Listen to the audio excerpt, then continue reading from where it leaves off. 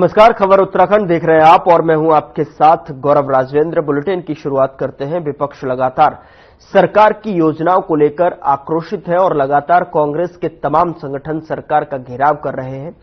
वहीं देहरादून में इंटक ने भी सरकार की नीतियों के खिलाफ सचिवालय कूच किया है। इंटक के प्रदेश अध्यक्ष हीरा सिंह बिष्ट का कहना है कि पुरानी पेंशन बहाली जैसे मुद्दों पर सरकार मौन है।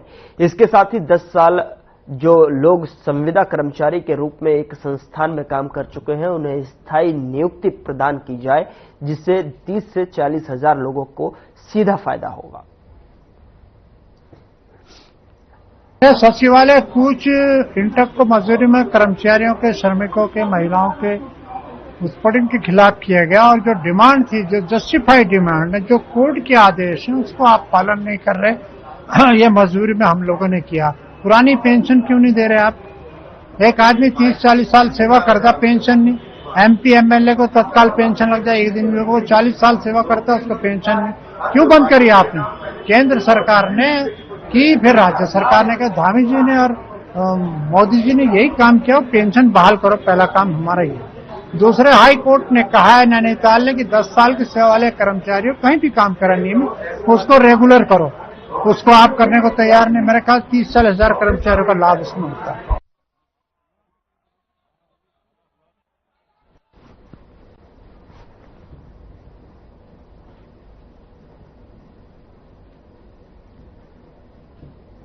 उधर उत्तराखंड कांग्रेस के पूर्व अध्यक्ष और पौड़ी गढ़वाल लोकसभा से कांग्रेस के प्रत्याशी रहे गणेश गोदियाल ने उत्तराखंड के कार्यवाहक डीजीपी पर गंभीर आरोप लगाए हैं। गणेश गोदियाल ने मीडिया से बात करते हुए कहा कि उत्तराखंड के कार्यवाहक डीजीपी बीजेपी के प्रवक्ता के तौर पर काम कर रहे हैं। इसके साथ ही उन्होंने कहा कि कार्यवाहक डीजीपी कहते हैं कि राज्य में सब ठीक चल रहा है, फिर क्यों राज्य में महिलाओं पर अत्याचार, सोने की दुकान में वीआईपी के आगमन के समय डकैती हो रही है। किसी भी प्रदेश के अधिकारी को इस प्रकार के बयान शोभा नहीं देते।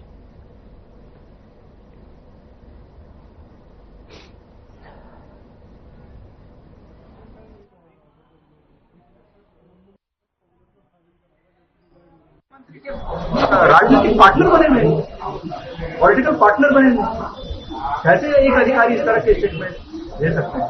जैसे अभी आपने भ्रष्टाचार के मुद्दे देखे होंगे। मैंने कई बार कहा कि भाई क्या है कि इतने अधिकारी हैं, कभी एक ही अधिकारी को 10-10 जगह काम दिए जा रहे हैं। क्या है? क्योंकि वो माननीय मुख्यमंत्री जी के ऐसे कामों में लगे हुए हैं। शराब का काम आपने देखा होगा क्या हाल है। क्यों शराब के काम में हर साल लॉटरी होती थी, करोड़ों रुपए सरकार को राजस्व के रूप में प्राप्त होता था। क्यों एक्सटेंड किया गया?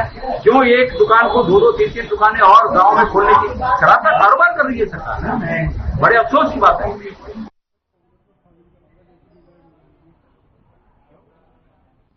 खबर काशीपुर से है, जहां एलडी भट्ट राजकीय चिकित्सालय में भाजपा अल्पसंख्यक मोर्चा के प्रदेश अध्यक्ष इंतजार हुसैन के नेतृत्व में प्रधानमंत्री नरेंद्र मोदी के जन्मदिवस के अवसर पर एक ब्लड डोनेशन कैंप का आयोजन किया गया। इस दौरान भाजपा के वरिष्ठ नेता गुरविंदर सिंह चंडोक ने पत्रकारों से बात करते हुए कहा कि प्रधानमंत्री नरेंद्र मोदी जी के जन्मदिन पर पूरे देश में सफाई अभियान, वृक्षारोपण और ब्लड डोनेशन जैसे कार्यक्रम चलाए जा रहे हैं। देश की 140 करोड़ जनता के लिए सबसे पहले उनकी प्राथमिकता है कि सबको रहने के लिए मकान, पहनने के लिए कपड़ा और खाने के लिए रोटी मिले, तभी उनका जन्मदिन साकार हो पाएगा। उन्होंने कहा कि जगह जगह प्रधानमंत्री जी के जन्मदिन पर वृक्षारोपण, सफाई अभियान और ब्लड डोनेशन जैसे कार्यक्रम आयोजित किए जा रहे हैं।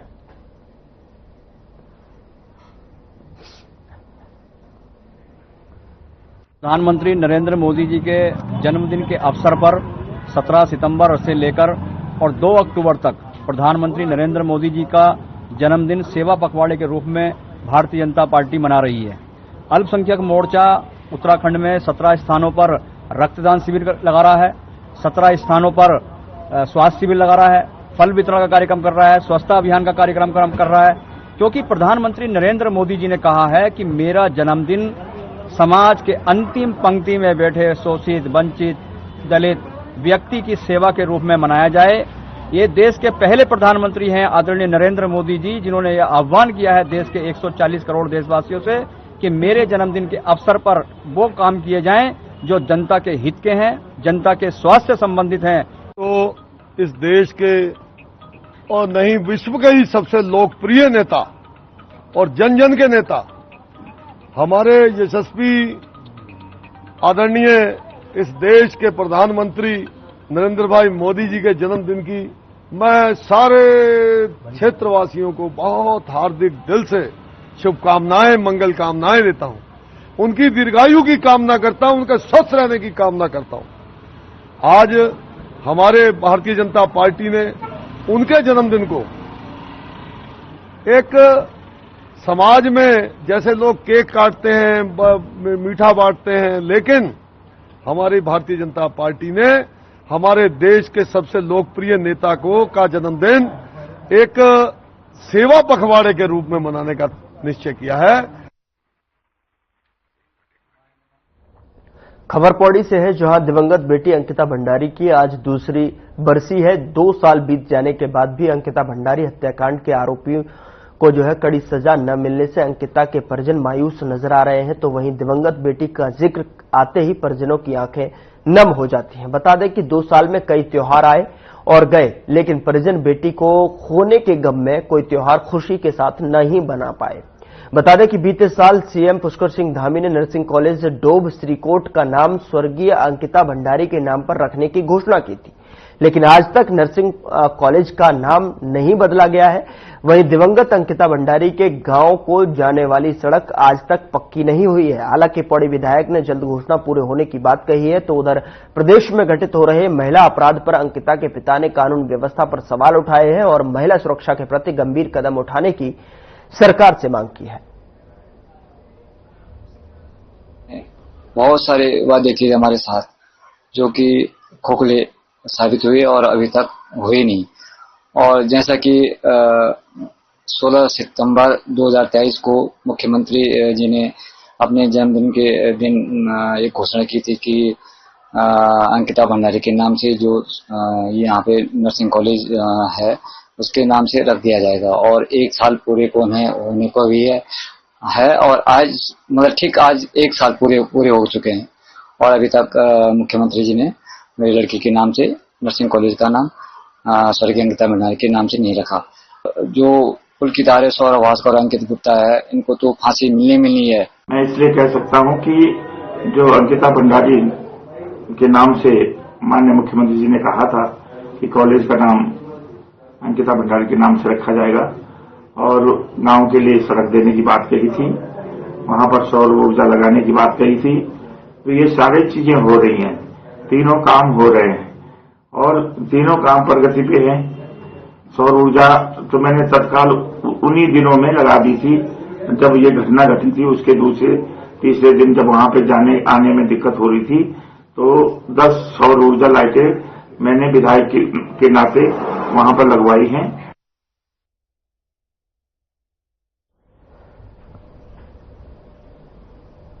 उधर पौड़ी जिले भगवान विश्वकर्मा की जयंती के अवसर पर पुलिस लाइन पौड़ी में शस्त्र पूजा कार्यक्रम रखा गया। निर्माण के देवता भगवान विश्वकर्मा की जयंती पर वरिष्ठ पुलिस अधीक्षक लोकेश्वर सिंह द्वारा सपरिवार पुलिस लाइन में शिल्प एवं यांत्रिक कल के देवता भगवान विश्वकर्मा की विधि विधान मंत्र उपचार के साथ पूजा अर्चना की गई। इसके अलावा जनपद के सभी थाना प्रभारी द्वारा अपने अपने थानों में भगवान विश्वकर्मा की विधि विधान के साथ पूजा अर्चना की गई।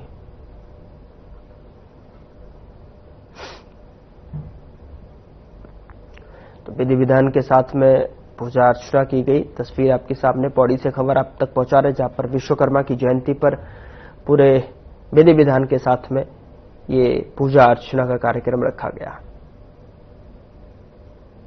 यहां पर पुलिस लाइन में शस्त्र पूजन का कार्यक्रम देखने को मिला। विधि विधान के साथ में विश्वकर्मा जयंती पर ये पूजा का कार्यक्रम रखा।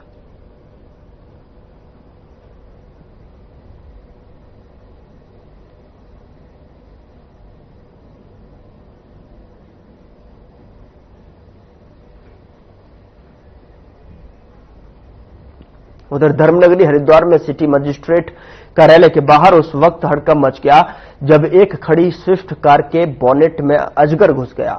आनंद फानन में स्थानीय लोगों ने इसकी सूचना वन विभाग के अधिकारियों को दी। बता दें कि सूचना पाकर मौके पर पहुंची वन विभाग की टीम ने अजगर को रेस्क्यू कर जंगल में छोड़ा, जिसके बाद लोगों ने राहत की सांस ली। जानकारी देते हुए हरिद्वार रेंज अधिकारी शैलेंद्र सिंह नेगी ने बताया कि सिटी मजिस्ट्रेट कार्यालय के बाहर कार के बोनेट में अजगर देखे जाने की सूचना मिली थी, जिसके बाद वन विभाग की टीम के सदस्य संतन सिंह नेगी मौके पर पहुंचे। कार के बोनेट से अजगर को काफी मशक्कत के बाद रेस्क्यू किया गया, जिसके बाद अजगर को जंगल में सकुशल छोड़ दिया गया है। बताया कि अजगर करीब 12 फीट लंबा था।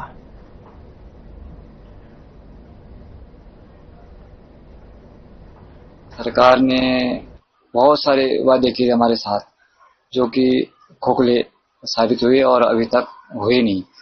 और जैसा कि 16 सितंबर 2023 को मुख्यमंत्री जी ने अपने जन्मदिन के दिन एक घोषणा की थी कि अंकिता भंडारी के नाम से जो यहाँ पे नर्सिंग कॉलेज है उसके नाम से रख दिया जाएगा, और 1 साल पूरे को होने को भी है और आज मतलब ठीक आज 1 साल पूरे हो चुके हैं और अभी तक मुख्यमंत्री जी ने मेरी लड़की के नाम से नर्सिंग कॉलेज का नाम स्वर्गीय अंकिता भंडारी के नाम से नहीं रखा।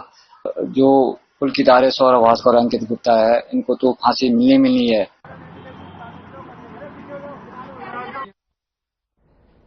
उधर गणेश विसर्जन के दिन कोटद्वार में भक्तों ने भगवान गणेश को विधि विधान से विदा किया। भगवान गणेश की मूर्ति को भक्त ढोल नगाड़ों के साथ में शहर की मुख्य सड़कों से सिद्धवली मंदिर के पास खोह नदी में ले गए। वहां पर धार्मिक विधि विधान के साथ में उसका विसर्जन किया गया।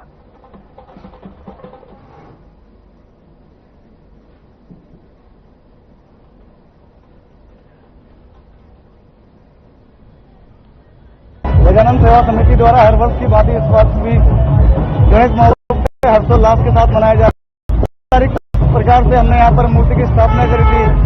आज पूर्ण जोश और खरोश और पूरे हर्षोल्लास के साथ यहाँ पर मूर्ति विसर्जन की तैयारी जिस प्रकार से आप देख रहे हैं, कहीं न कहीं भगवान गणेश जी की गजानन सेवा समिति पर बड़ी महत्वपूर्ण अनुकंपा है। कीर्तन भजन चलते रहते हैं, महिलाओं का उसमें बहुत बड़ा योगदान होता है और हमारे युवा साथी जिनका कि हर काम में वहाँ पंडाल में कार्य करना, प्रसाद बनना, प्रसादों करना, तो उसके लिए हमारी बहुत सारी तैयारी होती है और आगे भी इसी तरह हम प्रोग्राम करते रहेंगे। और आज ये विसर्जन का वो है, सुबह हमारा भंडारा था, सुबह 9 बजे से हमारा विशाल भंडारा होता है जो कि आपका 3-4 बजे से चलता रहता है और वहाँ से हम इस समय विसर्जन के लिए चल चुके हैं। हमारी रैली इस समय सिद्धवली मंदिर के पास में हम विसर्जन करते हैं। राज्य के 6 नगरों में आने वाले दिनों में पेयजल की किल्लत नहीं रहेगी। इसको लेकर शहरी विकास सचिव नीतीश कुमार झा की अध्यक्षता में सचिवालय में विभागीय कमेटी की बैठक हुई, जिसमें अमृत 2.0 के अंतर्गत नगरों के लिए 95 करोड़ की पेयजल योजना को स्वीकृति दी गई है। और आपको बता दें कि अब इसको लेकर मुख्य सचिव की अध्यक्षता वाली कमेटी से इस संबंध में अनुमोदन लिया जाएगा। गौरतलब है कि अमृत योजना 2.0 1 अक्टूबर 2021 से 5 वर्ष के लिए संचालित की जा रही है। सचिवालय में हुई विभागीय कमेटी की बैठक में इस योजना के तहत 8 नगरों की पेयजल योजनाओं के प्रस्ताव रखे गए थे। इनमें से 6 को स्वीकृति दी गई है, जिनका स्वर्गाश्रम जौक और डीडीहाट, कपकोट, कर्णप्रयाग और देवप्रयाग और साथ ही धारचूला शामिल है।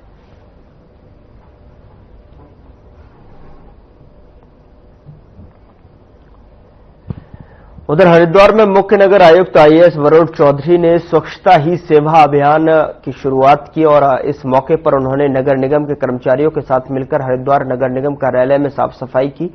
इस दौरान उन्होंने नगर निगम के कर्मचारियों को स्वच्छता की शपथ दिलाई। बता दें कि 2 अक्टूबर तक हर ki Pauri, bus stand, railway station समेत गंगा घाटों पर साफ सफाई की जाएगी। इसको लेकर तमाम समाजसेवी संगठनों और स्कूली छात्र छात्राओं के माध्यम से स्वच्छता के प्रति जनता को जागरूक भी किया जाएगा।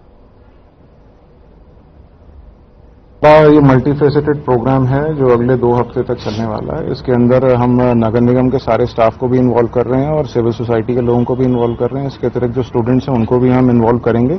Public places, market places, railway station, bus station, even Har ki Pauri क्षेत्र और हमारे घाटों की जो सफाई है उसमें हम लोग जो अपने तरफ से वॉलंटियर कर रहे हैं, श्रमदान कर रहे हैं, उसके अतिरिक्त भी ड्राइव चलाई जाएगी और नगर निगम के स्टाफ द्वारा भी ड्राइव चलाई जाएगी। आज की शुरुआत हम अपने ऑफिस के प्रांगण से कर रहे हैं, जिसमें जैसे कि इंस्ट्रक्शंस दिए गए थे और हम लोगों ने भी अपना प्लान किया है।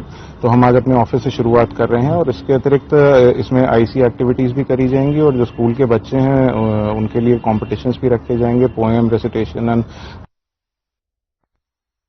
दिव्यांगजनों के लिए हर्षल फाउंडेशन की तरफ से 28 और 29 सितंबर को देहरादून के अग्रवाल धर्मशाला में निःशुल्क स्वास्थ्य शिविर लगाया जा रहा है, जिसमें दिव्यांगजनों को कई जरूरी सुविधाएं दी जाएंगी। इस बात को लेकर हर्षल फाउंडेशन की सचिव रमा गोयल ने कहा कि हर्षल फाउंडेशन पिछले 10 सालों से दिव्यांग सहायता शिविर लगा रहा है और इस शिविर के माध्यम से हम कोशिश कर रहे हैं कि एक छत के नीचे दिव्यांगजनों को सारी सुविधाएं उपलब्ध करा सके।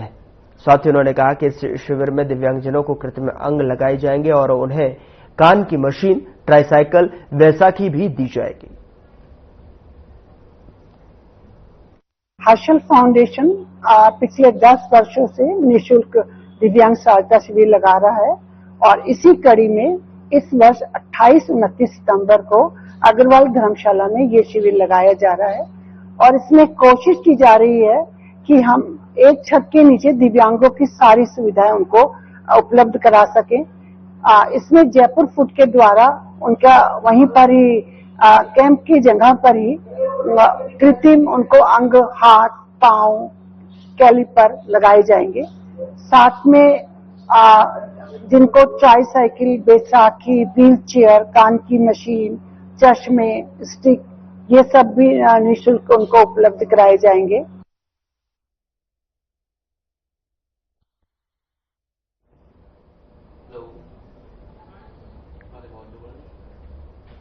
उधर हरिद्वार में रुड़की के पिरान कलियर के सूफी रशीद के एक बयान से विवाद बढ़ गया है, जो पाकिस्तान से आए जायरीनों से जुड़ा है। दरअसल पिरान कलियर में हर साल उर्स मेले के मौके पर पाकिस्तान से जायरीन आते हैं, जिनको पिछले साल उत्तराखंड वक्फ बोर्ड के अध्यक्ष शादाब शम्स ने गंगाजल, श्रीमद् भागवत और रुद्राक्ष की माला भेंट की थी। लेकिन इस बार पिरान कलियर के जमाते रसूल चिश्ती ट्रस्ट के अध्यक्ष सूफी राशिद ने उर्स के 756वें मेले में पाकिस्तान से आने वाले जायरीनों के स्वागत में गंगाजल, श्रीमद् भागवत और रुद्राक्ष की माला भेंट न करने की सलाह दी है।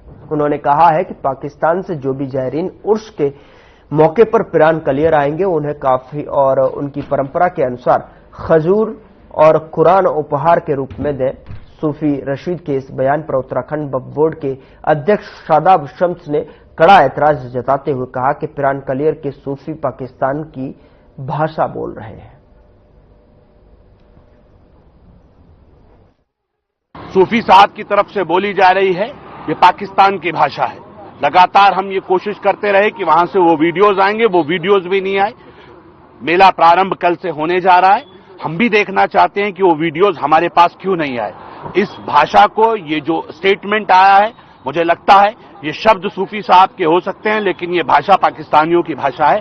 अगर वो प्यार से रहना चाहते हैं तो उनके लिए हमारे यहाँ सम्मान है। हम अतिथि देवो भव के मानने वाले हैं। बिल्कुल गीता नहीं देनी चाहिए, उनको गंगा जल नहीं देना चाहिए, क्योंकि मुस्लिम परंपरा के हिसाब से ये हमारा नहीं बनता है। हम उनको कुरान गिफ्ट करें, खजूरें गिफ्ट करें, साबिर पाक की चादरें गिफ्ट करें, ऐसा कोई तबल्लुक दें जो वो लोग लेकर अपने घर में सरकार साबिर पाक का, नबीयीन, सिद्दीकीन, शहीदान करबला और औलिया अल्लाह का फैजान लेकर अपने मुल्क वापस जाए।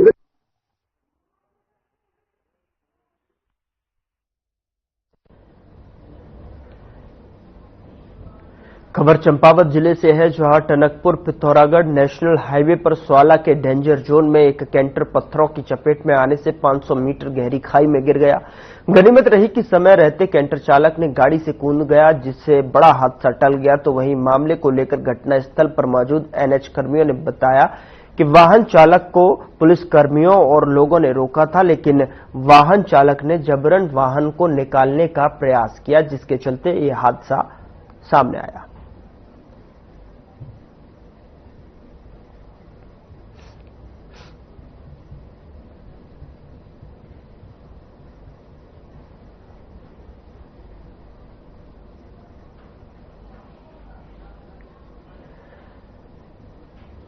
उधर सीएम पुष्कर सिंह धामी से मुख्यमंत्री कैंप कार्यालय में कैबिनेट मंत्री सौरभ बहुगुणा और विधायक शिव अरोड़ा के नेतृत्व में उधम सिंह नगर जनपद के बंगाली समुदाय के लोगों ने मुलाकात कर सीएम धामी के सामने अपनी विभिन्न समस्याएं रखी। साथ ही उन्होंने राज्य में विस्थापित बंगाली समुदाय के सदस्यों को जारी किए जाने वाले जाति प्रमाण पत्रों से पूर्वी पाकिस्तान शब्द हटाए जाने के लिए मुख्यमंत्री का आभार भी व्यक्त किया। इस मौके पर सीएम धामी ने कहा कि बंगाली समुदाय के लोगों ने जो समस्याएं रखी हैं उन पर गहनता से विचार कर उचित समाधान करने के प्रयास किए जाएंगे।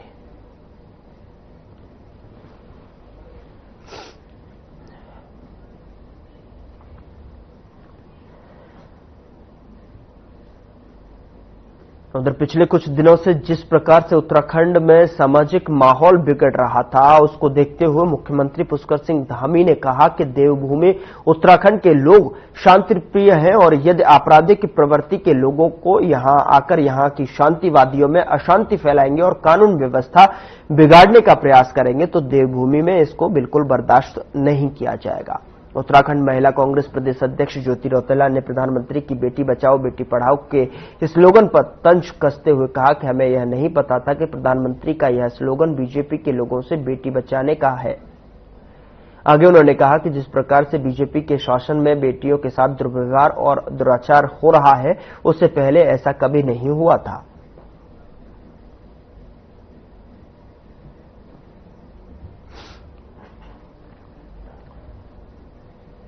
देखिए, उत्तराखंड बहुत शांतिपूर्ण तरीके से चलने वाला राज्य है। सभी एक दूसरे के साथ बहुत भाईचारे के साथ रहते हैं और कोई भी अगर कानून को तोड़ेगा तो कानून उसके साथ सख्ती से काम करेगा। हाँ, लेकिन ये जरूर है कि कुछ लोग लव जिहाद और लैंड जिहाद को अपना एक सुनियोजित एम मानकर जो काम कर रहे हैं उनको उनके लिए निश्चित रूप से उनको समझ लेना चाहिए कि किसी भी कीमत पर हम यहाँ की अपनी बहन बेटियों को कहीं पर भी जो है ऐसा नहीं होने देंगे, उनके साथ धोखा नहीं होने देंगे और कोई भी करेगा तो कानूनी प्रक्रिया के तहत उस पर कठोर कार्रवाई होगी। देखिए, हम लोग ये बोलना चाहते हैं कि भाजपा एक स्लोगन दी थी 2014 में, बेटी बचाओ बेटी पढ़ाओ, लेकिन उन्होंने उसके साथ ये नहीं बताया था कि बेटियों को हमको उनके लोगों से बचाना है। आज पूरे देश में और हमारे प्रदेश में आप लोग देखेंगे पिछले 3 साल में उत्तराखंड एनसीआरबी की रिपोर्ट के हिसाब से पहाड़ी राज्यों में नंबर 1 है, जिसमें महिलाओं के ऊपर बलात्कार और अत्याचार के केस सबसे ज्यादा किसी राज्य में है जो पहाड़ी राज्य हैं।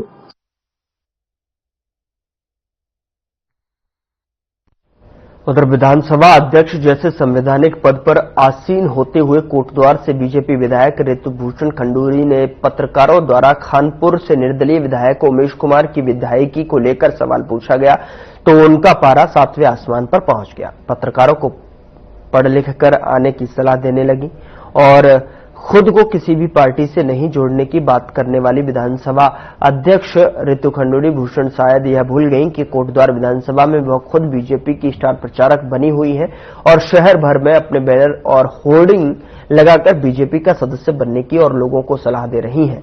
वहीं कांग्रेस ने ऋतु खंडूरी को नसीहत देते हुए कहा कि वो संवैधानिक पद पर आसीन है, उन्हें किसी पार्टी का प्रचार नहीं करना चाहिए।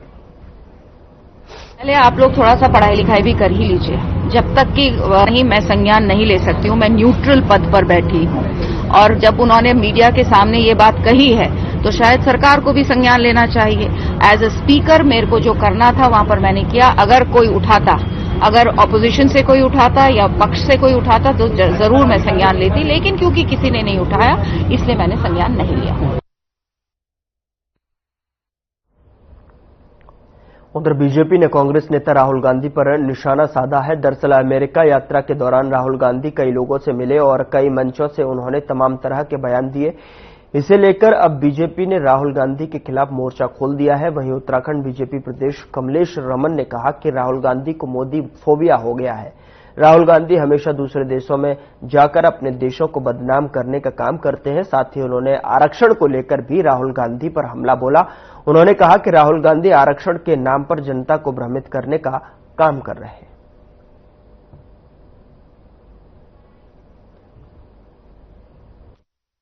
देखिए, माननीय राहुल गांधी जी जब भी अपने देश से किसी दूसरे देश में जाते हैं तो जाहिर सी बात है वो अपने देश की बुराई करने से कभी बाज नहीं आते और उनको एक फोबिया हो चुका है माननीय प्रधानमंत्री नरेंद्र मोदी जी का कि वो अन्य देशों में जाकर के अपने देश को बदनाम करने की बात करते हैं और तमाम उन चीजों को लेकर के उन मुद्दों को जिनका कोई औचित्य नहीं है, जिनका कोई निराधार नहीं है, उन चीजों को जिंदा रखने की कोशिश करते हैं। और माननीय राहुल गांधी जी जिस तरीके से पूरे देश के अंदर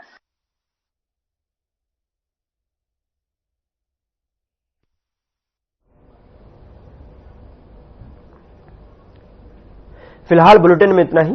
नमस्कार।